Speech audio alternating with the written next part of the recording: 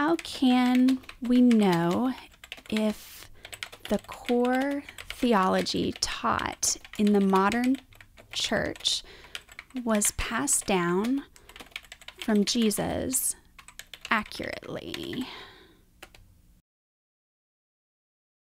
How do we know that the core theology, the beliefs that we've been taught in church, actually came from Jesus down through the apostles, down to us accurately?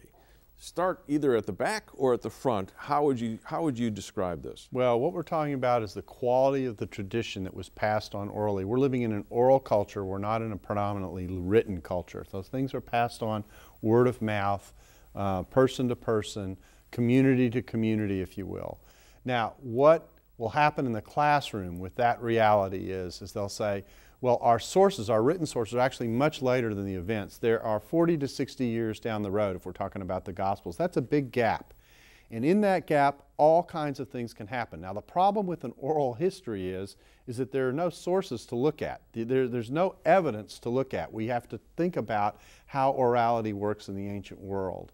And so the argument is there were all kinds of things that were happening, all kinds of developments, all kinds of changes to the story, and this becomes this big, how can I say this, big canyon of activity that's going on in between the events and what we get to. And so you can't trust the sources to actually get back to the events. There's this gap that you have to deal with. Yeah, because if Jesus died about 30, your first gap, and then you say, what's the first New Testament book that's on the newsstands?